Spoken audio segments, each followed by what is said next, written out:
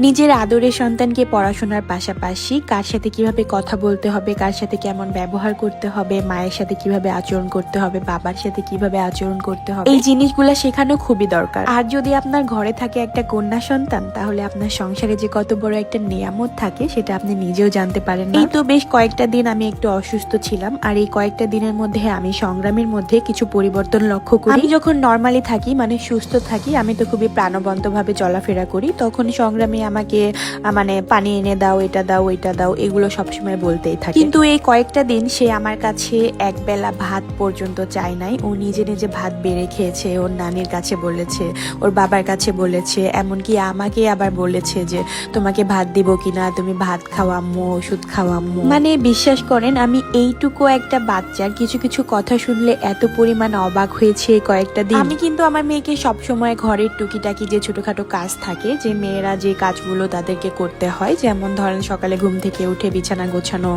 টুকিটাকি একটু রুম ঝাড়ু দেওয়া, যদিও ও খুবই ছোট তারপরও আমি ওকে একটু একটু করে অভ্যাস করাই। আমাদের আম্মু আমাদের ছোটবেলাতে এরকম বিছানা গোছানো বলেন, ঘর ঝাড়ু দেওয়া বলেন, টুকিটাকি কাজকর্ম শেখাইছে, যে অভ্যাসগুলো কিন্তু এখন পর্যন্ত আছে। মানে একটা মেয়ের সংসার করার জন্য যেগুলো যেগুলো অভ্যাস থাকতে হয়, যেগুলো মানে যেগুলো কাজ জানা জরুরি, সেই জিনিসগুলো কিন্তু আমি টুকিটাকি ওকে আস্তে আস্তে একটু শেখানোর চেষ্টা করি। আপনারা আবার সংগ্রামীর একটু কাজ করা দেখে আবার বললেন না যে এইটুকু মেয়েকে দিয়ে এত কাজ করাচ্ছি। আসলে এই যে বিছানা গোছানোটা কিন্তু সংগ্রামী খুব ভালো করে পারে। ও অনেকক্ষণ সময় নিয়ে একদম বিছানাকে কিভাবে টান টান করে গুছাতে হয় ও কিন্তু ওইভাবে গুছায়। একটা হাস্যকর বিষয় সেটা হচ্ছে বিছানায় ওঠার সময় কিন্তু বারবার পাউটাকে ঝেড়ে তারপর বিছানায় ওঠে, এটা ওর সবসময়ের অভ্যাস। ও আচ্ছা, সংগ্রামী যে এত সুন্দর একটা কমফোর্টার সেট তার বিছানাতে সেট করলো, এই কমফোর্টার সেটের পেজ কিন্তু আমি ক্যাপশনে দিয়ে দিব, তোমাদের যাদের যাদের ভালো লাগবে অবশ্যই নিয়ে নিতে পারো। তো যাই হোক, অনেক কাজ করেছে বাচ্চাটা। এই কয়েকটা দিন আমার বাচ্চার একদমই যত্ন নিতে পারি নাই, সেই আমার যত্ন নিয়েছে, সেই আমার মা হয়ে গিয়েছিল আর আমি তার বাচ্চা হয়ে গিয়েছি। তো এখন আমি একটু মা হয়ে যাই, আমার বাচ্চাটার একটু যত্ন নেই। ওর হেয়ার কেয়ার রুটিনটা আজকে বলছি আপনাদের। আমি তো সত্যি আজকে সংগ্রামীকে একটা ডাক দিলেও আমার কাছে কেমন যেন ধীরে সুস্থে চলে আসতেছে, এই জিনিসগুলো দেখে বারবার হাসতেছিলাম আর অবাক হচ্ছিলাম।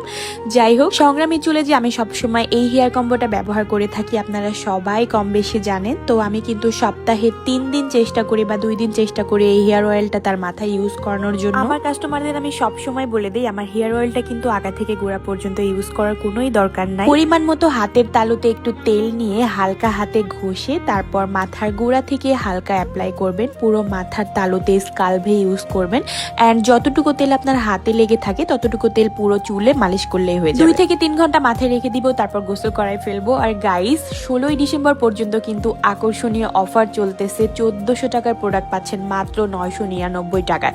এই অফার মিস না করার জন্য অবশ্যই কিন্তু এখন ইনবক্স করতে হবে আমার হ্যামিলি ফ্যাশন হাউস পেজে, এন্ড সেখানে গিয়ে নাম ঠিকানা ফোন নাম্বার দিয়ে দিলে কিন্তু অর্ডার কনফার্ম হয়ে যাবে। তো আর দেরি কিসের, এখনই ক্যাপশনে দেয়া পেজে ইনবক্স করো এন্ড সাথে কমেন্ট বক্সে দেওয়া হোয়াটসঅ্যাপ নাম্বারে যোগাযোগ করো। Bye bye.